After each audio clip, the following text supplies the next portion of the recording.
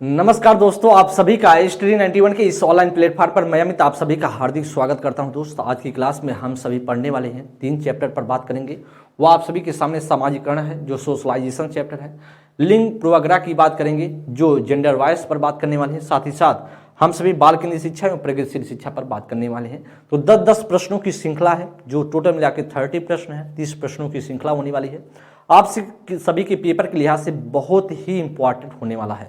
साथ ही साथ बात करें चाहे आप सीटेट का फर्स्ट पेपर की तैयारी कर रहे हो या आप सीटेट के सेकंड पेपर की तैयारी कर रहे हो, दोनों के लिए बहुत महत्वपूर्ण है। आप सभी सेशन को एक बार शेयर करते हुए क्लास को लाइक कर देंगे और बेहतरीन तरीके से सीखेंगे और बेहतर करने की कोशिश हम सभी का हमेशा से जारी है और करेंगे भी। दोस्त, इस तरीके से बात किया जाए तो पहला क्वेश्चन आप सभी की स्क्रीन पर होने वाला है और इसके लिए बताएंगे क्या राइट आंसर बन सकता है।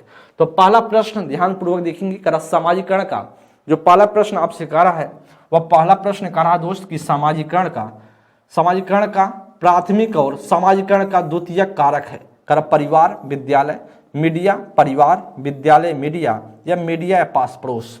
ये बताएंगे दोस्त इसमें से क्या राइट आंसर होगा। पहले आपको जो सोशलाइजेशन का जो प्राइमरी देखना है, प्राइमरी सोशलाइजेशन एजेंसी खोजनी है, फिर आपको सेकेंडरी एजेंसी खोजनी है। तो कौन सा प्राथमिक एजेंसी है, कौन सा द्वितीयक एजेंसी, मतलब कहीं ना कहीं जो सेकेंडरी एजेंसी कौन सी है। तो पहले तो आपको प्राथमिक है, इसका मतलब कहीं ना कहीं परिवार क्या है, प्राथमिक है, और विद्यालय क्या है, द्वितीयक है। इसका मतलब कहीं ना कहीं आपका जो राइट आंसर बनेगा वह राइट आंसर दोस्त बन जाएगा, आपका ए ऑप्शन बन जाएगा। और मीडिया और परिवार की बात की जाए तो मीडिया क्या है, द्वितीयक है, लेकिन परिवार प्राथमिक उल्टा लिख दिया गया है। तो उल्टा नहीं, हमको पहले खोजना था, प्राथमिक की बात करनी थी, तो प्राथमिक हमें फिर जाकर द्वितीयक, तो इसलिए आपका बनेगा वह ए ऑप्शन। विद्यालय फिर मीडिया, तो आप जानते हैं मीडिया विद्यालय क्या द्वितीयक है, मीडिया भी क्या है द्वितीयक है, या भी नहीं होगा, या भी मीडिया क्या द्वितीयक है, पास पड़ोस क्या प्राथमिक है। इसलिए दोस्त अब उल्टा लिखा गया, या भी गलत होगा, इसलिए राइट आंसर क्या बनेगा वह ए ऑप्शन बन जाएगा। इस तरीके से ध्यान दें, हर प्रश्नों को ध्यानपूर्वक समझते चलें, पढ़ते चलें, तो आपका जो फर्स्ट का ए ऑप्शन राइट हो जाएगा। नेक्स्ट प्रश्न, निम्न में से कौन सी बच्चों के समाजीकरण के द्वितीयक संस्था है। कौन सी द्वितीयक संस्था, ऐसा प्रश्न है। कर परिवार, मीडिया, धार्मिक संस्थाएं, विद्यालय। तो ऑप्शन संख्या ए में करा है कि फर्स्ट, सेकंड, फोर्थ, बी में करा फर्स्ट, थर्ड और फोर्थ, सी में करा सेकंड, थर्ड और फोर्थ, डी में करा फर्स्ट और फोर्थ। तो आपको क्या लगता है कि इसमें से राइट आंसर बनना चाहिए सेकंड नंबर के लिए। तो कौन सी बच्चों के समाजीकरण की द्वितीयक। तो परिवार आप जानते हैं दोस्त, परिवार क्या है आपका प्राथमिक है, क्या है प्राथमिक है, द्वितीयक नहीं है, इसलिए तो आपका गलत होगा।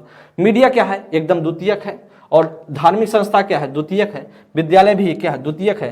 तो सेकंड, थर्ड और फोर्थ, सेकंड, थर्ड और फोर्थ, तो इसलिए जो राइट आंसर बनेगा वह क्या बनेगा दोस्त, आपका जो राइट आंसर बनेगा वह क्या बन जाएगा दोस्त, आपका सेकंड नंबर का सी ऑप्शन आपका करेक्ट हो जाएगा। क्या बनेगा, सेकंड का सी ऑप्शन बन जाएगा। देखिए तो परिवार क्या है, परिवार तो आप जानते हैं प्राथमिक के अंतर्गत आता है, इसलिए प्राथमिक वाला हमें चूज नहीं करना है। तो राइट आंसर क्या बनेगा, वह सी ऑप्शन बन जाएगा एकदम। इस तरीके से प्रश्न को ध्यानपूर्वक देखते हुए चलेंगे, हर प्रश्नों को व्याख्यात्मक तरीके से सुनेंगे और समझते हुए चलेंगे। थर्ड नंबर के लिए दोस्त, विद्यार्थियों का एक समूह अपने खेल के दौरान एक लोकप्रिय नृत्य रियलिटी शो के दृश्य दर्शाता है। 8 वर्षीय सना एक जज के तौर पर दूसरे बच्चों के नृत्य पर टिप्पणी करती है। यह परिस्थिति बच्चों के समाजीकरण में कौन सी महत्वपूर्ण भूमिका दर्शाता है। करा धार्मिक संस्थान, परिवार, मीडिया, विद्यालय। बेहतरीन प्रश्न है, इसमें आप गलती करेंगे एकदम। थर्ड नंबर के लिए दोस्त क्या इसमें से आपको लगता है कि बन जाना चाहिए आंसर, जी दोस्त एकदम। करा कि विद्यार्थियों का क्या है, विद्यार्थियों का एक समूह है जो अपने खेल के दौरान क्या करता है, लोकप्रिय नृत्य रियलिटी शो को दर्शाता है। तो कहीं ना कहीं लोक नृत्य रियलिटी शो है, इसका मतलब कहीं ना कहीं मीडिया का योगदान तो हो रहा है। करेक्ट। 8 वर्षीय क्या है सना है, वह जज के तौर पर दूसरे बच्चों को नृत्य टिप्पणी करती है। तो कहीं ना कहीं मीडिया, उसने कहीं ना कहीं अपने मीडिया, कहीं ना कहीं सोशल मीडिया पर चीजें क्या देखी होगी, तो इसी हिसाब से फॉलो कर रहे हैं। इसका मतलब कहीं ना कहीं आपका राइट आंसर बनेगा वह सी ऑप्शन। धार्मिक संस्थान का कोई योगदान नहीं है, परिवार का इसमें कोई योगदान नहीं, परिवार ऐसा कुछ एक्टिविटी सिखाता नहीं, वह मीडिया ही बच्चों को सिखाएगा और मीडिया की माध्यम से बच्चा ऐसा कर रहा है, तो सी ऑप्शन बनेगा। नेक्स्ट प्रश्न आगे फोर्थ नंबर के लिए, कथन एक है, शहरों में बच्चों का बहुत सारा खेल क्या है, रियलिटी टीवी शो पर आधारित होता है, जो वह क्या करते हैं देखते हैं। ठीक है। तर्क में कह रहा कि इन दिनों परिवार और साथियों के अलावा मीडिया बच्चों के समाजीकरण का एक महत्वपूर्ण माध्यम बनता जा रहा है। तो ऑप्शन संख्या क्या होगा? कर ए और आर दोनों सही हैं। आर व्याख्या करता है, आर सही व्याख्या करता है ए की। फिर करा ए और आर दोनों सही हैं, लेकिन आर सही व्याख्या नहीं करता ए की। करा कि ए सही है लेकिन आर गलत है, ए और आर दोनों गलत है। तो दोस्त फोर्थ नंबर के लिए तो कहीं ना कहीं आप जानते हो, बहुत अच्छे से जानते हो दोस्त, क्या जानते हो? शहरों में जो बच्चे हैं, बहुत सारे जो खेल हैं उनका जो रियलिटी टीवी पर आधारित होता है। एकदम सही है, बात तो एकदम कथन सही है। फिर रियलिटी शो पर कहीं ना कहीं मीडिया का योगदान बहुत ज्यादा है। तर्क में करा इन दिनों परिवार और साथियों के साथ साथ मीडिया का भी योगदान बहुत ज्यादा हो रहा है बच्चों के समाजीकरण में। तो कहीं ना कहीं आपका जो तर्क है कथन को पूरी तरीके से संतुष्ट भी कर रहा है। राइट आंसर क्या बनेगा? हमारा ए ऑप्शन बन जाएगा। तो A is the right option जी। फिफ्थ नंबर के लिए दोस्त देखेंगे, फिफ्थ नंबर के लिए क्या राइट आंसर बनना चाहिए? करा फिल्मों और विज्ञापनों से व्यवहार के जेंडर उपयुक्त तरीकों के बारे में बहुत संकेत मिलते हैं। कर यह समाजीकरण की संस्था के रूप में कौन सी भूमिका को प्रकाश डालता है? कर मीडिया प्राथमिक, कर मीडिया द्वितीयक, कर स्कूल प्राथमिक या स्कूल द्वितीयक। तो आपको क्या लगता है कि इसमें से राइट आंसर दोस्त बनना चाहिए? प्रश्न संख्या 5 के लिए कर फिल्मों और विज्ञापनों से व्यवहार, तो कहीं ना फिल्म और विज्ञापन की बात हो रही है कि नहीं हो रही है? तो फिल्म विज्ञापन हो रहा है। करा कि बहुत सारे संकेत मिलते हैं, ठीक है। समाजीकरण का कौन सी संस्था है और किस रूप में काम करती है? तो ध्यान देंगे तो कहीं ना कहीं मीडिया क्या होता है, या तो मीडिया का योगदान तो है। तो मीडिया आपका क्या है? मीडिया तो द्वितीयक के अंतर्गत आता है, प्राथमिक के अंतर्गत आता नहीं है। तो ए को ऑप्शन इस वजह से मीडिया तो सही है यहाँ पर, लेकिन प्राथमिक लिखने से गलत हो गया। मीडिया क्या है? द्वितीयक है, इसलिए दोस्त आपका जो बनेगा वह बी ऑप्शन बनेगा। सी में करें स्कूल प्राथमिक, स्कूल क्या है? वह स्कूल आपका जो बात करें द्वितीय के अंतर्गत आता है, लेकिन स्कूल का यहाँ कोई योगदान नहीं है, स्कूल के बारे में कोई संकेत नहीं है, क्योंकि फिल्मों और विज्ञापनों की बात हो रही है। तो फिल्म और विज्ञापन की बात हो रही है, तो फिफ्थ नंबर के लिए जो राइट आंसर बनेगा ना वह क्या बन जाएगा दोस्त? बी ऑप्शन आपका राइट हो जाएगा। नेक्स्ट प्रश्न 6 नंबर के लिए, तो निम्न में से बच्चों के प्राथमिक समाजीकरण की संस्था कौन सी है? प्राथमिक संस्था कौन सी है, ऐसा प्रश्न है। करा किताबों और पत्रिकाएं, मीडिया, धार्मिक संस्थान और परिवार। तो मैंने आपको बताया था समाजीकरण का जो प्राथमिक संस्था है, जो प्राथमिक समाजीकरण की संस्था होती है वह परिवार होता है। परिवार के अंतर्गत ध्यान देंगे, प्राथमिक संस्था के अंतर्गत उसे हम रखेंगे जहां पर बच्चा खुद से जाता है, कोई किसी बच्चे को ले नहीं जाता है। तो बच्चा परिवार में खुद से रहता है, खुद से जाता है, भगवान के द्वारा प्राप्त होता है और वो जो इसी परिवार में रहता है। भाई ठीक है, तो इसलिए क्या होता है दोस्त, आपका क्या होगा? एकदम डी ऑप्शन राइट होगा, क्योंकि प्राथमिक संस्था की बात हो रही है तो आपकी प्राइमरी सोशलाइजेशन एजेंसी की बात हो रही है। तो राइट आंसर बनेगा डी ऑप्शन। अब किताबें और पत्रिकाओं की बात हो रही है, किताबें और पत्रिकाएं, ये आपके सेकेंडरी, कोई ना कोई आपको किताब के बारे में, पत्रिकाओं के बारे में बताता है, तो सेकेंडरी होंगी। मीडिया भी क्या सेकेंडरी है, और धार्मिक संस्था भी आपका सेकेंडरी होगा। तो D is the right option. जो प्राइमरी सोशलाइजेशन एजेंसी है वह डी ऑप्शन होगा। नेक्स्ट प्रश्न 7th नंबर के लिए, करा कौन सा इसमें से प्राथमिक समाजीकरण का संस्था है जबकि कौन सी द्वितीयक समाजीकरण की संस्था? तो पहले आपको प्राथमिक ढूंढना, फिर द्वितीयक। कर परिवार, पास पड़ोस, कर परिवार, किताबें, कर स्कूल, धर्म, कर स्कूल, समकक्षी।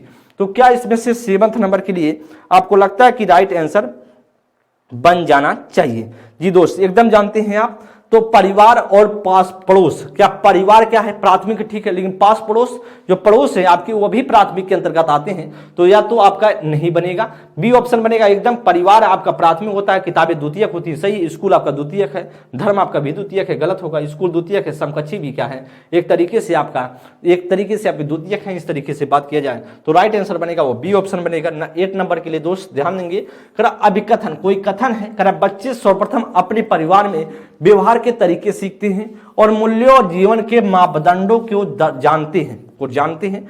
कारण में कहा कि परिवार बच्चों के समाजीकरण का एक द्वितीयक क्या है? अभिकारक है। सही विकल्प चुने। करा ए और आर दोनों सही हैं, ए और आर दोनों सही हैं, और आर सही व्याख्या करता है एक ही।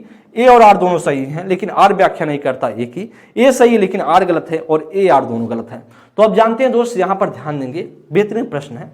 करा की प्रश्न को पढ़ेंगे तो करा कि बच्चे सर्वप्रथम अपने परिवार से क्या सीखते हैं? परिवार से व्यवहार के तरीके सीखते हैं, ठीक है। हर बच्चा परिवार के तरीके सीखते, परिवार से ही हम व्यवहार के तरीके सीखते हैं कि नहीं सीखते? एकदम सीखते हैं। परिवार के जो व्यवहार के तरीके सीखते हैं, साथ ही साथ जीवन के जो मूल्य हैं और जीवन के जो मापदंड है उसको भी जानते हैं परिवार के द्वारा। एकदम कथन पूरी तरीके से आपकी बातों को जो आप जानते हैं पहले से होंगे वही आपकी बातों को कह रहा है।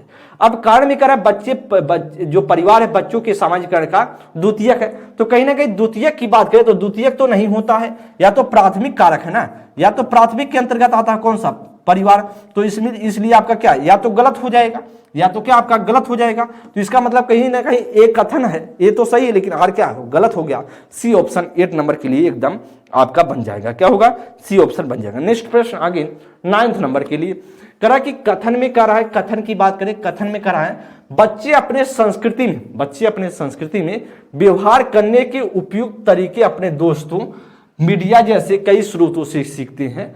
तर्क में कह रहा है कि सामाजिकरण एक प्रक्रिया है जो बहुत से औपचारिक और अनौपचारिक साधनों के जरिए होती है, या विकल्प चुने। कह रहा ए ऑप्शन में कह रहा है ए और आर दोनों सही हैं, और आर व्याख्या और आर सही व्याख्या करता है ए की। कह रहा ए और आर दोनों सही लेकिन आर व्याख्या नहीं करता ए की। कह रहा ए सही है लेकिन आर गलत है, और ए और दोनों गलत है। क्वेश्चन पढ़े फिर बताएं दोस्त। प्रश्न संख्या 9 के लिए बताएंगे क्या आपको लगता है कि इसमें से राइट आंसर बन जाना चाहिए। बेहतरीन प्रश्न है और ऐसे प्रश्न आपके पेपर में देखने को हमेशा से मिलते हैं। बच्चे अपने संस्कृति में बच्चे अपने संस्कृति में सीख कल्चर में कार्य के कल्चर में व्यवहार करने के उपयुक्त तरीके अपने दोस्तों, मीडिया जैसे कई स्रोतों से सीखते हैं।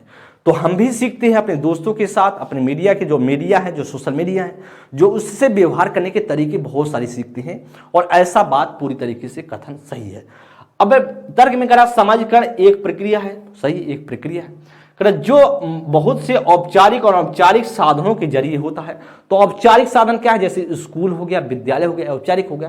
अनौपचारिक क्या हो गया, आपके परिवार हो गया, पास पड़ोस हो गया, तो अनौपचारिक के अंतर्गत एकदम बात सही है। तर्क भी क्या कर रहा है, पूरी तरह का कथन को पूरी तरीके से संतुष्ट कर रहा है। तो इसलिए दोस्त आपका जो राइट बनेगा वह ए ऑप्शन बन जाएगा। तो क्वेश्चन को ध्यानपूर्वक देखते चले, समझते चले। प्रश्न संख्या 10 आप सभी के सामने है।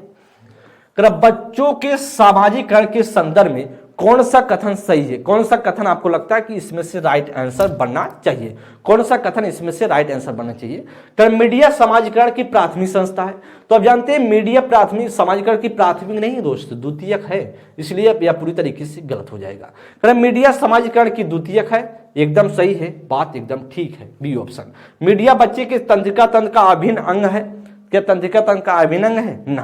कर मीडिया समाजीकरण की संस्था नहीं है भाई, मीडिया समाजीकरण की संस्था नहीं है, समाजीकरण की संस्था तो है दोस्त। यह भी बात किया जाए यह गलत है। राइट ऑप्शन क्या होगा, 10 का वो राइट ऑप्शन आपका हो जाएगा बी ऑप्शन। तो इस तरीके से आप सभी के सामने सामाजिकरण के 10 प्रश्न आपको दिखे, और ऐसे ही प्रश्न आपको कहीं ना कहीं पेपर में देखने को मिलते हैं। अब हम बात करने वाले हैं नेक्स्ट चैप्टर की बात करेंगे, वो आप सभी के सामने होगा जेंडर बायस का, लिंग पूर्वाग्रह की क्वेश्चन आप सभी की स्क्रीन पर होंगे। और इसके लिए दोस्त बताएंगे प्रश्न संख्या 11 के लिए, निम्नलिखित में से कौन सी रणनीति एक शिक्षक द्वारा माध्यमिक कक्षाओं में जेंडर रूढ़िवादिता को संबोधित करने के लिए सही नहीं है। कौन सा सही नहीं है, जेंडर की एक सामाजिक संरचना के रूप में चर्चा करना, गैर लिंगवादी व्यवहार को प्रोत्साहित करना, पाठ्य पुस्तकों में पुरुषों और महिलाओं की चित्रण की समालोचना करते हुए चर्चा करना, लड़कों को गणित और विज्ञान और लड़कियों को भाषा विषय लेने के लिए प्रोत्साहित करना। कौन सा इसमें से सही नहीं है जी दोस्त, इसमें से बताएंगे कौन सा सही नहीं है। इस तरीके से प्रश्न आपकी स्क्रीन पर होगा और बताएंगे इसमें से आपको क्या लग रहा होगा कि राइट आंसर बन जाना चाहिए जी। लिंग पूर्वाग्रह के क्वेश्चन बेहतरीन होते हैं और इसी तरीके से पेपर में आपको पूछे जाते हैं लिंग पूर्वाग्रह के क्वेश्चन जी दोस्त। एकदम बताएंगे इसमें से क्या राइट आंसर बनना चाहिए। ये सारे प्रश्न आपको देखने को, ऐसे प्रश्न देखने को आपको मिलते हैं, हमेशा से पेपर में आते हैं। तो कौन से रणनीति की बात कर रहा है, कौन सी रणनीति की बात कर रहा है जी, एकदम। तो इसमें से जो राइट आंसर बनेगा दोस्त, आप जानते हैं क्वेश्चन को देखने के बाद आपको लग रहा होगा ना कहीं बहुत सरल प्रश्न है, बहुत कठिन प्रश्न है नहीं। करेक्ट, जेंडर की एक सामाजिक संरचना के रूप में चर्चा करना, तो जेंडर एक सामाजिक संरचना के रूप में होता है, एकदम सही है। जेंडर एक सामाजिक संरचना है, यह तो आपको पहले से पता है, सामाजिक सत्ता है। करेक्ट, गैर लिंगवादी व्यवहार को प्रोत्साहित करना, तो सही है, गैर लिंगवादी को प्रोत्साहित करना सही है। आपसे गलत पूछ रहा था, तो आपको कभी भी किसी जेंडर के प्रति आपको क्या बढ़ावा नहीं देना है, तो यह भी सही है। कह पाठ्य पुस्तकों में पुरुषों और महिलाओं के चित्रण की समालोचना करते हुए चर्चा करना, ठीक है, दोनों पर चर्चा करेंगे तो लिंग पूर्वाग्रह कम होगा, एकदम सही है। लड़कों को गणित विषय, क्या ऐसा कुछ है क्या, लड़के गणित विषय पढ़ेंगे, लड़कियां भाषा पढ़ेंगी, ऐसा करेंगे, प्रोत्साहित करेंगे, कहीं ना कहीं लिंग पूर्वाग्रह को बढ़ावा दे रहे हैं, और इसीलिए आपका जो गलत है वही क्या होगा, राइट आंसर होगा, डी ऑप्शन आपका बन जाएगा। तो रूढ़िवादिता को संबोधित करने के लिए सही नहीं है, वह ऑप्शन संख्या डी है। 12 नंबर के लिए करेक्ट कथन आपके सामने, कथन में करेक्ट गणित के शिक्षकों को लड़कियों से कक्षा में बहुत कम अपेक्षा रखनी चाहिए। तर्क में कह रहा लड़कियों में गणित को समझने की आनुवांशिक क्षमता नहीं है, तो इसमें से क्या राइट होगा, ए और आर दोनों सही हैं, आर व्याख्या करता एक ही, ए और आर दोनों सही हैं लेकिन आर व्याख्या नहीं करता एक ही, ए सही है लेकिन आर गलत है, ए और आर दोनों गलत है। तो आपको क्या लगता है इसमें से राइट आंसर बनेगा? तो दोस्त आप जानते हैं गणित के शिक्षकों को लड़कियों के से कक्षा में बहुत कम अपेक्षा रखनी चाहिए। भाई ऐसा क्या करेंगे, भाई ऐसा तो हो नहीं सकता कि हम लड़कियों से कहेंगे भाई बहुत गड़बड़ चीज है, आप मत सीखो, गणित बहुत बेकार सब्जेक्ट है, आपके लिए है नहीं, लड़कों के लिए, ऐसा कुछ कहोगे तो लड़कियां क्या होंगी, वह लड़कियों के लिए ऐसा आप बात कर रहा है, लड़कियों के लिए बहुत सब कम अपेक्षा रखनी चाहिए। लड़कियां नहीं कर सकती क्या, मैथ में अच्छा स्कोर कर सकती है, ऐसा कुछ है नहीं, करेक्ट कम अपेक्षा रखनी चाहिए, या तो अपने आप में कथन गलत है। लड़कियों में गणित को समझने की आनुवांशिक क्षमता नहीं, भाई आनुवांशिक क्षमता होती है किसी को समझने के लिए, तो आपका ऐसा कुछ नहीं है, आनुवांशिक क्षमता ऐसा कुछ नहीं है, जैसा आप माहौल देंगे, जैसा आप इन्वायरमेंट देंगे आप सीख जाएगा बच्चा, या लड़की भी आपको उस तरीके से लड़की की तरह इन्वायरमेंट देंगे वह भी सीख जाएगा। तर्क क्या है अपने आप में गलत है और कथन भी अपने आप में गलत है, इसलिए दोस्त आपका जो बनेगा ऑप्शन आपका D is the right option. Next प्रश्न आगे ध्यान देंगे, 13 नंबर के लिए लड़कियां भाषा में अच्छा प्रदर्शन करेंगे परंतु गणित व विज्ञान में खराब, यह अवधारणा क्या दर्शाती है? जेंडर समता, जेंडर असमानता, जेंडर अस्तित्व, जेंडर रूढ़िवादिता। क्या दोस्त आपको लगता है कि इसमें से राइट आंसर बनेगा? तो लड़कियां भाषा में अच्छा प्रदर्शन करेंगी परंतु गणित व विज्ञान में खराब, यह अवधारणा क्या दर्शाता है? लड़कियां भाषा में अच्छा प्रदर्शन करेंगी, ठीक है, लड़कियां परंतु गणित में खराब, यह अवधारणा क्या कहलाएगा? वह जेंडर में रूढ़िवादिता को दर्शाता है। क्या है आपका राइट ऑप्शन बनेगा डी ऑप्शन। क्या बनेगा? जेंडर रूढ़िवादिता बनेगा, जी डी ऑप्शन आपका राइट आंसर होगा। क्योंकि ऐसा कुछ नहीं है, लड़कियां जो भाषा में अच्छा करती हैं, लड़के गणित विज्ञान में, ऐसा एक रूढ़िवादी बात है और इसीलिए जेंडर रूढ़िवादिता आपका राइट आंसर होगा। प्रश्न संख्या 14 नंबर के लिए कभी कभार व्यक्ति का सामाजिक अस्मिता पर आधारित रूढ़िवाद विद्यार्थियों में असमानताओं की मान्यताएं पैदा कर देती हैं। इस तरह से नकारात्मक रूढ़िवादों का प्रभाव कम करने के लिए शिक्षिका को क्या करना चाहिए? विद्यार्थियों को यह कहना चाहिए कि अधिगम एक अनियंत्रित प्रक्रिया है। ऐसे उदाहरण देना जो कई या दर्शाए कि रूढ़िवाद सच है। इस बात पर बल देना कि अधिगम प्रयास पर प्रभावी रूप से निर्भर है। विद्यार्थियों को बारंबार इनाम और सजा देना। दोस्त इसमें से क्या प्रश्न बनेगा आपका जो 14 नंबर के लिए क्या राइट आंसर बनेगा? कि प्रभाव को कम करने के लिए शिक्षिका को क्या करना चाहिए? मतलब रूढ़िवादी जो बातें चल रही हैं, जेंडर रूढ़िवादिता है, उसको कम करने के लिए शिक्षिका को क्या इसमें से कर देना चाहिए जो राइट आंसर आपको बनता है? तो दोस्त इसमें से एक बात किया जाए, विद्यार्थियों को यह कहना चाहिए कि अधिगम एक अनियंत्रित प्रक्रिया है। भाई अधिगम एक नियंत्रित प्रक्रिया ना कि अनियंत्रित प्रक्रिया है। कंट्रोल प्रक्रिया एक कंट्रोल प्रोसेस है और इसीलिए आपका या तो गलत हो जाएगा या तो गलत होगा। कि ऐसे उदाहरण देना कि या दर्शाए कि रूढ़िवाद सच है, ऐसा उदाहरण देंगे रूढ़िवाद सच है, ऐसा एग्जाम्पल देंगे तो गलत हो जाएगा। दोस्त यह भी गलत होगा और यह भी गलत होगा। इस बात पर बल देना कि अधिगम प्रयास पर प्रभावी रूप से निर्भर है। अधिगम को जितना अच्छे से चाहे हम हो, चाहे लड़की हो, चाहे लड़का हो, जो बेहतर सीखेगा, जिसका एनवायरनमेंट सही तरीके से जिसको मिलेगा वह सही तरीके से सीख पाएगा। ऐसा कुछ नहीं है कि लड़के के लिए भाई का साथ किसी एनवायरनमेंट में किसी अच्छे खराब रखें तो भी बच्चा सीख जाता है, और लड़कियों को बहुत अच्छे एनवायरनमेंट में रखेंगे तो भी गणित विज्ञान नहीं सीख पाएंगे, सिर्फ भाषा ही सीख पाएंगे। ऐसा कुछ नहीं है। जैसा एनवायरनमेंट सेम देंगे तो लड़कियां देखेंगे अच्छा परफॉर्मेंस करेंगी लड़कों की तुलना में, यह भी है। अगर बात किया सेम एनवायरनमेंट सही तरीके से उनको पढ़ाया गया तो लड़कियां ज्यादा बेटर कर पाती हैं लड़कों की तुलना में, या प्रकृति द्वारा प्रदत्त की गई है। तो इसलिए दोस्त आपका यह चीजें आपका राइट आंसर बनेगा सी। विद्यार्थियों को बारंबार इनाम और सजा देना, ऐसा करने से कोई मतलब नहीं है दोस्त, यह चीजें अपने आप में फर्जी हैं। तो राइट आंसर क्या होगा 14 नंबर के लिए सी ऑप्शन बन जाएगा। नेक्स्ट प्रश्न 15 नंबर के लिए करा कि एक शिक्षक हमेशा लड़कों को फर्नीचर को हिलाने जैसे कार्य करने के लिए कहता है और लड़कियों को कक्षा में साफ सुथरा रखने के लिए कहता है। करा यह धारणा उपयुक्त नहीं है क्योंकि यह किसका उदाहरण है? जेंडर रूढ़िवादिता का, जेंडर पहचान का, जेंडर स्थिरता का, जेंडर समानता का। तो दोस्त इसमें से आपको क्या लगता है कि इसमें से राइट आंसर बन सकता है? भाई ठीक है, शिक्षक कहता है कि भाई फर्नीचर, उसको कहता है फर्नीचर एक काम करो बेटा, लड़कों से कहता है कि फर्नीचर तुम हटाओ, लड़कियां जो उसमें कूड़ा करकट है क्लास में उसको साफ सुथरा करेंगी। एक तरीके से क्या है उस बात करे, या जो उदाहरण है, क्योंकि यह किसका उदाहरण होगा? जेंडर रूढ़िवादिता होगा, क्योंकि शिक्षक के दिमाग में यह है कि लड़कियां उस फर्नीचर को हटा नहीं सकती क्योंकि उतनी शारीरिक रूप से मजबूत नहीं होंगी, और लड़कियां क्या है, लड़कियां साफ सुथरा रखने में बहुत अच्छे माहिर हैं। क्या लड़के साफ सुथरा नहीं रखते क्या? कभी आप तैयारी करने आइए, कभी आप प्रयागराज में आइए, अगर हो तो ठीक है, ना हो अगर किसी बाहरी सिटी में रहते हो तो आप जब देखेंगे यहाँ की जो मकान मालिक है वह क्या करते हैं कि बच्चों को ज्यादा कम रूम देते हैं। वो सोचते हैं अगर कोई नया मकान बना हुआ ना, तो कोई मकान नया बना है तो लड़कियों को देना प्रेफरेंस करते हैं कि लड़कियां साफ सुथरा रखेंगी, साफ एकदम चमका के रखेंगी, और लड़के जो है चमका के नहीं रखते। लड़कों भी कर सकते हैं लेकिन लड़कों का आदत है उतना साफ सुथरा नहीं रखना। ऐसा कुछ नहीं है कि वह जो है ऐसा कुछ है, तो जेंडर रूढ़िवादिता इसको दर्शा रहा है।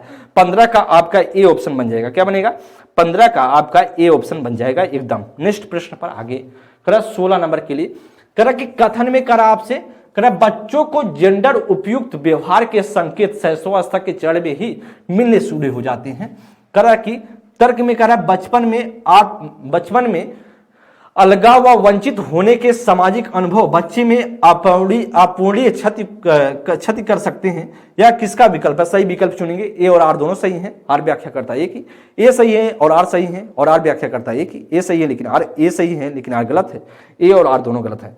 तो आपको क्या इसमें से लगता है कि राइट आंसर बनना चाहिए दोस्त? बच्चों को जेंडर उपयुक्त व्यवहार के संकेत शैशवावस्था में ही मिलने शुरू हो जाते हैं। एकदम सही है। जो जेंडर की उपयुक्त बात करे जाए वैसा व्यवहार क्या करने लगता है बच्चा? संकेत शैशवावस्था में मिलने लगता है कि भाई लड़कों के लिए ऐसे चीजें करनी चाहिए, लड़कियों के लिए ऐसे कैसे करने चाहिए। तो कहने के शैशवावस्था के चरण में ही ये सारी चीज संकेत मिलना शुरू हो जाती है। एकदम बात सही है। कथन तर्क में करा बचपन में अलगाव व वंचित होने के सामाजिक अनुभव बच्चों में अपूर्णीय क्षति कर सकते हैं। वह सही है कि यह भी अपूर्णीय क्षति कर सकता, तर्क भी सही है और कथन भी सही है। लेकिन तर्क क्या है? पूरी तरीके से तर्क जो अलग है, कथन अलग है। तर्क में जो बातें हो रही है वह तर्क जो तर्क में बातें हो रही है वह कथन को पूरी तरीके से संतुष्ट नहीं करा। क्यों? क्योंकि वह बात किया जाए तो उसका कोई अर्थ ही नहीं, उससे कोई मतलब नहीं है। तो इसलिए दोस्त आपका जो राइट आंसर बनेगा वह बनेगा ऑप्शन संख्या बी। ए और आर दोनों सही हैं लेकिन आर व्याख्या नहीं करता है एक ही। तो अगर व्याख्या नहीं कर रहा है उसका एक्सप्लेनेशन नहीं है, तर्क जो है कथन का एक्सप्लेनेशन नहीं है, तो इसलिए बी ऑप्शन आपका बनेगा। नेक्स्ट प्रश्न 17 नंबर के लिए कह लिंग जेंडर है, जबकि जेंडर मतलब कि लिंग क्या है, जेंडर क्या है? कह जैविक सामाजिक संरचना, कह सामाजिक संरचना और जैविक, कह सांस्कृतिक सामाजिक, या फिर कह कि सामाजिक सांस्कृतिक। तो मैंने आपको बताया था जो लिंग की बात करें तो जब आपका सेक्स लिखा होगा तो वह जैविक सत्ता है, जब आपके सामने जेंडर लिखा होगा तो वह सामाजिक सत्ता है। तो यार तरीके से बात लिंग यहाँ देखिए इंग्लिश में, जब हिंदी में ना लिखिए तो यहाँ पर सेक्स लिखा हुआ है, यहाँ पर क्या लिखा है? जेंडर लिखा हुआ है। तो सेक्स क्या होगा? वह जैविक सत्ता होगा, और जेंडर क्या होगा? सामाजिक सत्ता होगा। ए ऑप्शन बनेगा। इस बात को आप लोग ध्यान देंगे। 17 का जो ए ऑप्शन करेक्ट हो जाएगा। 18 नंबर के लिए दोस्त करा अधिकांशता या देखा गया है कि माताओं की अनुपस्थिति में लड़कों की अपेक्षा लड़कियों से घरेलू कार्यों को करने व छोटे भाई बहनों की देखभाल की अपेक्षा की जाती है। या किसका उदाहरण है? जेंडर रूढ़िवादिता का, जेंडर निष्पक्षता का, जेंडर समानता का, जेंडर प्रासंगिकता का। दोस्त ऐसा आपने देखा होगा जी हम माता नहीं, अनुपस्थिति में लड़कियों बच्चियों से वह कार्य कराया जाता है, घर के कार्य हैं या छोटे भाई बहन हैं उनको संभालने के लिए। एक रूढ़िवादी बात है कि भाई साहब कि जो माता है, वो जो छोटी बहन है या कोई बच्ची है, जो लड़की है वही माता का रोल अदा कर सकती है और कोई नहीं कर सकता है। ऐसा कुछ नहीं, रूढ़िवादी बात है और जेंडर रूढ़िवादिता को दर्शाता है। ए ऑप्शन आपका राइट हो जाएगा। 19 नंबर के लिए दोस्त करा कि जेंडर रूढ़िवादिता को रोकने के लिए एक अध्यापक द्वारा कक्षा में प्रयोग की जाने वाली कौन सी विधि उचित नहीं है। कौन सी विधि उचित नहीं है मतलब कहीं ना कहीं गलत आपको ढूंढना है। जेंडर पक्षपात को चुनौती देना, क्लास में बालक बालिकाओं को अलग अलग बैठाने की व्यवस्था करना, जेंडर भेदभाव पर चर्चा करना, ऐसे उदाहरणों का प्रयोग करना जिसमें लड़के और लड़कियां गैर पारंपरिक भूमिका को दिखाती हो। तो प्रश्न अच्छा है, इसके लिए दोस्त बताएंगे बेहतरीन प्रश्न है और इसके लिए बताएंगे क्या आपको लगता है कि राइट आंसर बन जाना चाहिए। तो आपको लगता होगा क्या इसमें से राइट आंसर, आपने आंसर देंगे तो कह रहा है जेंडर पक्षपात को चुनौती देना। भाई जब जेंडर पक्षपात को हम चुनौती देंगे तो कहीं ना कहीं जेंडर जो माहौल है, जेंडर रूढ़िवादिता जो फैली हुई है समाज में वह कम होगी। भाई जब लोग चर्चा करें, हम चर्चा कर रहे हैं, आप भी चर्चा कर रहे हैं, जो समाज के लोग हैं वह भी चर्चा कर रहे हैं, कहीं ना कहीं जेंडर जो पक्षपात है उसको चुनौती मिलेगा तो जेंडर पक्षपात रुकेगा। तो इसका मतलब कहीं ना कहीं ये पॉजिटिव है। क्लास में बालक बालिकाओं को अलग अलग बैठाने की व्यवस्था करने तो कहीं ना कहीं रूढ़िवादी बात कर रहे हैं। जब लड़कों को हम अलग बैठा रहे हैं, लड़कियों को अलग बैठा रहे हैं, कहीं ना कहीं जेंडर को हम एक साथ जब बैठाएंगे तो कहीं ना कहीं बच्चे के साथ बच्चियां नहीं बैठ सकती क्या, या बच्चियों के साथ बच्चे नहीं बैठ सकते क्या, बैठ सकते हैं एकदम। तो कहीं ना कहीं जब बैठाया जा रहा तो जेंडर रूढ़िवादिता कम होता, लेकिन जब अलग अलग हो जा रहा तो जेंडर रूढ़िवादिता बढ़ रहा है और इसीलिए उचित नहीं है। बी ऑप्शन आपका बनेगा। डी ऑप्शन, सी ऑप्शन का जेंडर भेदभाव पर चर्चा करना।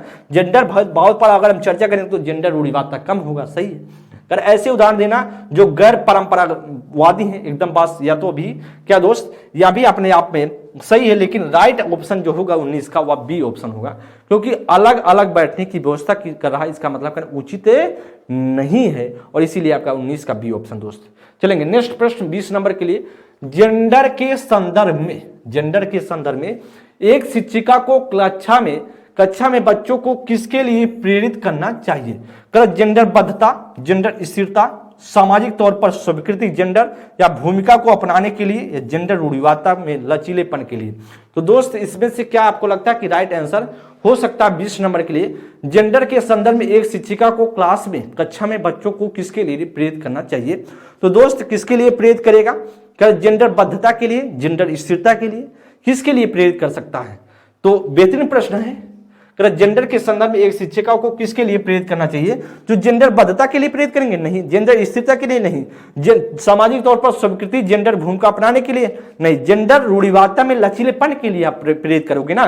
तो कहीं ना कहीं किसके लिए, जेंडर की रूढ़िवादिता को लचीलेपन के लिए प्रेरित करोगे। कहीं ना कहीं जो जेंडर रूढ़िवादिता, जो जेंडर के प्रति रूढ़िवादी बातें फैली हैं, परंपरावादी बात फैली है, उसको हम करें कहीं ना कहीं उसमें कम, कहीं लचीलापन लाए, कहीं ना कहीं ध्यान दें कि लड़कों की और लड़कियों की ऐसा ना करें, अलग अलग भेदभाव करें, दोनों को समान समझें और इस तरीके से लचीलापन होगा तो बात बन जाएगी। तो 20 का जो राइट आंसर होगा डी ऑप्शन होगा। तो दोस्तों आप सभी के सामने जो लिंग पूर्वाग्रह से भी 10 प्रश्न हो चुके हैं, अब आप सभी के सामने आने वाले हैं बाल केंद्रित एवं प्रगतिशील शिक्षा के 10 प्रश्न। अब इसको हर क्वेश्चन को आप देखते चलेंगे और बताते चलेंगे इसमें से क्या राइट होगा। तो 21 नंबर के लिए करें, एक प्रगतिशील कक्षा की निम्न में से कौन सी विशेषता है। ड्रिल और अभ्यास पर जोर देना, योग्यता आधारित स्थायी अलगाव, सहयोगितापूर्ण अधिगम, पुरस्कार और दंड का प्रयोग। तो दोस्त एक प्रगतिशील कक्षा में निम्न में से कौन सी विशेषता हो सकती है, कौन सी विशेषता हो सकती है। ड्रिल और अभ्यास पर जोर देना, ड्रिल और अभ्यास पर जोर नहीं देना है दोस्त, ये अपने आप में क्या है, गलत है। ड्रिल और अभ्यास पर जोर नहीं देंगे, गलत है। योग्यता आधारित स्थायी अलगाव, तो योग्यता आधारित स्थायी अलगाव भी या प्रगतिशील शिक्षा की या बाल केंद्रित शिक्षा की विशेषता नहीं है। तो अलगाव कर रहे हैं, कहीं ना कहीं समावेशी शिक्षा का हनन कर रहे हैं, यह भी नहीं होगा। सहयोगितापूर्ण अधिगम आपका राइट होगा, C option is the right answer. क्या होगा 21 का जो राइट आंसर होगा वह सी ऑप्शन आपका राइट आंसर होगा जी। नेक्स्ट प्रश्न आगे बात करेंगे। नेक्स्ट प्रश्न आप सभी के सामने 22 नंबर है। इस प्रश्न को पढ़ेंगे और बताने का प्रयास करेंगे क्या आपको लगता है कि इसमें से राइट आंसर बनना चाहिए। जी एकदम बताएंगे इसमें से क्या आपको लगता है कि राइट आंसर बन जाना चाहिए दोस्त। बेहतरीन प्रश्न और ऐसे प्रश्न आपको देखने को मिलते हैं। करेक्ट, इनमें से कौन सी स्थित बाल केंद्रित कक्षा का उदाहरण है। कौन सा उदाहरण है? कह रहा है एक कक्षा जिसमें छात्र समूह में बैठे हैं, क्या छात्र क्या है? समूह में बैठे हैं और शिक्षक बारी बारी से प्रत्येक में जाते हैं। बी ऑप्शन में कह रहा है एक कक्षा जिसमें छात्रों का व्यवहार शिक्षक द्वारा दिए जाने वाले पुरस्कार और दंड द्वारा नियंत्रित होता है। सी में कह रहा है एक कक्षा जिसमें शिक्षक निर्देश देता है और छात्रों को नोट्स याद करने के लिए कहा जाता है। डी ऑप्शन में कह रहा है एक कक्षा जिसमें छात्र जो चाय करते हैं जबकि शिक्षक उन्हें चुपचाप देखता है। तो 22 नंबर के लिए, प्रश्न संख्या 22 नंबर के लिए क्या आपको लगता है कि बन जाना चाहिए आंसर? बेहतरीन प्रश्न है। तो कह रहा कि एक कक्षा जिसमें छात्र समूह में बैठे और शिक्षक बारी बारी से प्रत्येक में जाते हैं। तो एक क्लास में जैसे 9th का बच्चा है तो क्लास में बैठा रहेगा, चाहे लड़का हो चाहे लड़की, अपने क्लास में बैठा रहेगा। जैसे हिंदी का क्लास है तो हिंदी के टीचर आके पढ़ाएंगे, इंग्लिश का क्लास है तो इंग्लिश के टीचर आके, मैथ के टीचर है तो मैथ की क्लास चल रही है तो मैथ के टीचर, तो अपने अपने शिक्षक अपने अपने टाइम पर क्लास में आकर बच्चों को पढ़ाएंगे। यही बाल केंद्रीय शिक्षा का उदाहरण है। एकदम सही है। एक कक्षा जिसमें छात्र का व्यवहार शिक्षक द्वारा दिए गए पुरस्कार और दंड पर नियंत्रित होता है, ऐसा कुछ नहीं है। यह बाल केंद्रित शिक्षा का मतलब नहीं है। एक कक्षा जिसमें शिक्षक निर्देश देता है, जब शिक्षक निर्देश दे रहा है तो बाल केंद्रित ना होकर के शिक्षक केंद्रित हो जाएगा, यह भी अपने आप में गलत होगा। डी ऑप्शन में करा एक कक्षा जिसमें छात्र जो चाहें करते हैं जबकि शिक्षक उन्हें चुपचाप देखता है, तो ऐसा कुछ नहीं। शिक्षक दोनों एक्टिव रहेंगे, छात्र अपने हिसाब से नहीं करेगा। टीचर सिर्फ बैठने के लिए गया क्या, पढ़ाने के लिए गया, उनके बातों को ध्यानपूर्वक देखेगा। तो दोस्त यह भी अपने आप में गलत है और आपका जो राइट आंसर होगा 22 का ए ऑप्शन करेक्ट हो जाएगा। 23 नंबर के लिए किसी प्रगतिवादी कक्षा के बारे में एक अध्यापिका का क्या विश्वास होना चाहिए? कि क्या विश्वास होना चाहिए कि भाई what should a teacher believe about a progressive classroom? कक्षा हमेशा कठोर नियंत्रण में रहे और सिर्फ अध्यापक को निर्देश देने चाहिए। अधिगम केवल कक्षा में ही होता है। कक्षा में विद्यार्थी अपने साथ विविध प्रकार के समृद्ध अनुभव लाते हैं। विद्यार्थी केवल ड्रिल और अभ्यास के माध्यम से ही सबसे अधिक सार्थकता से सीखते हैं। दोस्त इसके लिए 23 नंबर के लिए बताएंगे क्या आपको लगता है कि इसमें से राइट आंसर बन जाना चाहिए। प्रश्न संख्या 23 नंबर के लिए आपको क्या इसमें से करेक्ट ऑप्शन है? बेहतरीन प्रश्न और इस तरीके से प्रश्न आपके पेपर में हमेशा से आए हुए हैं और फिर से आएंगे दोस्त। कि कक्षा हमेशा कठोर नियंत्रण में, भाई कठोर नियंत्रण में नहीं होता है, लचीले में होता है और अध्यापक को निर्देश देने की बात नहीं होती है। बाल केंद्रित में शिक्षक बालक के हिसाब से क्लास चलेगा, ना कि शिक्षार्थी के अध्यापक के हिसाब से, गलत हो जाएगा। अधिगम केवल कक्षा में होता है, भाई अधिगम एक सामाजिक प्रक्रिया, सिर्फ क्लासरूम तक ही लिमिट नहीं है उसका, तो अपने आप में यह भी क्या है, गलत है। सी में कक्षा में विद्यार्थी अपने साथ विविध प्रकार के समृद्ध अनुभव लाते हैं। एकदम से हर बच्चा अपने अपने अनुभव लाते हैं और सभी बच्चों का अनुभव का हमें सम्मान करना चाहिए। एकदम बात ऑप्शन संख्या सी राइट है। डी में विद्यार्थी हमेशा ड्रिल और अभ्यास, भाई अभ्यास ड्रिल पर नहीं जोड़ देंगे, क्योंकि जब तक आपको कॉन्सेप्ट क्लियर नहीं रहेगा, कोई कॉन्सेप्चुअल अंडरस्टैंडिंग नहीं रहेगी, संकल्पनात्मक समझ आप में भीतर जनरेट नहीं होगा, विकसित नहीं होगा, तो फिर आप सही तरीके से सही डायरेक्शन में वर्क नहीं कर सकते हैं। अभ्यास और ड्रिल के माध्यम से सब कुछ नहीं हो सकता है। इसलिए दोस्त यह भी क्या होगा, गलत होगा। राइट होगा 23 नंबर के लिए सी ऑप्शन आपका करेक्ट हो जाएगा। नेक्स्ट प्रश्न आगे 24 नंबर के लिए करा कि एक बाल केंद्रित कक्षा कक्ष में बच्चे कैसे होते हैं? एक बाल केंद्रित कक्षा कक्ष में बच्चे कैसे होते हैं? तो करा कि यहां पर ध्यान देंगे, निष्क्रिय नकलची के रूप में देखे जाते हैं। करा कि ज्ञान के निर्माण में सक्रिय रूप से लगे होते हैं। करा ब्लैक बोर्ड से उत्तरों की प्रतिलिपि बनाने के लिए अग्रसर होते हैं। करा केवल निष्क्रिय श्रोता होने चाहिए। तो दोस्त बाल केंद्रित क्लासरूम की बात किया जाए, वह बच्चे कैसे होते हैं? सक्रियता पर जोर दिया जाता है। एकदम आपका ज्ञान के सक्रिय क्या होते हैं? ज्ञान के निर्माण में सक्रिय रूप से लगे होते हैं। एकदम आपका 24 नंबर के लिए बी ऑप्शन बनेगा। कारण निष्क्रिय नकलची के रूप में देखे जाते हैं। निष्क्रिय नकलची के रूप में नहीं देखे जाते, भाई नकलची नहीं है बच्चा। सी में करा उत्तरों की प्रतिलिपि कहीं ना कहीं फोटोकॉपी के लिए नहीं लगा होता, यह भी गलत होगा। निष्क्रिय श्रोता भी अपने आप में गलत है। तो राइट ऑप्शन इसमें से क्या बनेगा? वह 24 का बी ऑप्शन आपका राइट हो जाएगा। 24 का बी ऑप्शन करेक्ट हो जाएगा। 25 नंबर के लिए करा कि निम्नलिखित में से कौन बाल केंद्रित कक्षा को नहीं दर्शाता है? कौन बाल केंद्रित क्लास को नहीं दर्शाता? गतिविधि के अनुसार बैठने की व्यवस्था में परिवर्तन, कर बच्चों की प्रगति गुणात्मक रूप से और विकास के सभी पहलुओं को ध्यान में रखते हुए रिपोर्ट की जाती है। शिक्षक पाठ्यपुस्तक पढ़ता और छात्रों को नकल करने के लिए ब्लैक बोर्ड पर उत्तर लिखता है। बच्चे जो कर सकते हैं उसमें तल्लीन है। तो कौन सा इसमें बाल केंद्रित क्लास को नहीं दर्शाता? 25 नंबर के लिए दोस्त बताएंगे कि आपको लगता है कि इसमें से कौन से नहीं दर्शाता होगा। तो इसमें से देखेंगे प्रश्न अच्छा है, गतिविधि के अनुसार बढ़ने की व्यवस्था में परिवर्तन या बाल केंद्रित कक्षा को दर्शाता है। A option. बी ऑप्शन कह रहा है बच्चों में जो प्रगति है गुणात्मक रूप से और विकास के सभी पहलुओं को ध्यान में रखते हुए रिपोर्ट की जाती है। एकदम सही, ऑप्शन संख्या ए भी सही है, बी भी सही है। सी में क्या ध्यान देंगे, शिक्षक पाठ पुस्तक पढ़ता है, बाल केंद्रित शिक्षा में पाठ पुस्तक नहीं पढ़ने आया शिक्षक, और बच्चे नकल करने के लिए ब्लैक बोर्ड पर उत्तर लिखता है। भाई उत्तर लिखकर क्या करेगा, बच्चे में प्रोग्रेस ही नहीं हो रहा, बच्चे में प्रगति ही नहीं हो रहा है, तो फिर क्या रह गया हुआ बाल केंद्रित शिक्षा, बच्चा में कोई विकास नहीं होगा, बच्चा स्वतंत्र रहेगा, बच्चा अपने आप से सीखेगा, बच्ची को हम सहयोग देंगे, बच्ची का हेल्प करेंगे, परामर्शदाता के रूप में, सुविधा प्रदाता के रूप में, इस तरीके से रोल अदा करने वाले हैं। बच्चे को हम लगातार बच्चे में सुधार करने की कोशिश रहेगी। और इसीलिए दोस्त यह गलत है, तो गलत ही हमारा क्या होगा, राइट होगा, क्योंकि हमसे नहीं पूछ रहा था, नहीं कौन सा ऑप्शन का सी है, और इसीलिए हमारा राइट आंसर होगा 25 का सी ऑप्शन। 26 नंबर के लिए कर एक बाल केंद्रित कक्षा में अधिगम कैसा होता है, उद्दीपन प्रतिक्रिया संघों के युग्म द्वारा होता है, या पुरस्कार और दंड पर निर्भर है, शिक्षक और छात्रों द्वारा स्वनिर्मित है, पूरी तरीके से शिक्षक पर निर्भर और छात्रों की भूमिका निष्क्रिय। तो दोस्त आप जानते हैं, क्वेश्चन को पढ़ेंगे बाल केंद्रित क्लासरूम में कैसी होती है, उद्दीपन प्रतिक्रिया संघों के युग्म है। तो दोस्त ऐसा नहीं है, ऐसा कुछ नहीं है कि उद्दीपन प्रतिक्रिया की बात करें तो बाल केंद्रित शिक्षा ऐसा नहीं मानता है या व्यवहारवादी मानता है, बाल केंद्रित शिक्षा ऐसा नहीं करता। बाल केंद्रित शिक्षा कहता है कि दोनों सक्रिय होंगे, दोनों अपने तरफ से मेहनत करेंगे और उस तरीके से अंतःक्रिया होगा, जब अंतःक्रिया होगा तो बच्चा सीखता जाएगा। पुरस्कार और दंड पर निर्भर की बात करें तो यह व्यवहारवादी मानता है, ना ए हो सकता ना बी हो सकता। शिक्षक और छात्रों के द्वारा स्वनिर्मित होता है, सही मैंने आपको बताया, शिक्षक और शिक्षार्थी के बीच एक अंतःक्रिया होगा और अंतःक्रिया के दौरान ज्ञान की प्राप्ति होगी। ऑप्शन संख्या सी राइट है। पूरी तरीके से शिक्षक पर निर्भर है और छात्रों की भूमिका निष्क्रिय है, ऐसा अपने आप में गलत है, निष्क्रिय नहीं है, वह तो आपका सक्रियता पर जोर होता तो बात बनती। शिक्षक पर निर्भर है, भाई ऐसा कुछ नहीं है, शिक्षक पर निर्भर नहीं होगा, शिक्षक बस सिर्फ सहायता देगा, परामर्श देगा, अपने आप में गलत है दोस्त। इसलिए आपका यह भी नहीं हो सकता, ऑप्शन संख्या डी सी ऑप्शन करेक्ट होगा, 26 का सी ऑप्शन।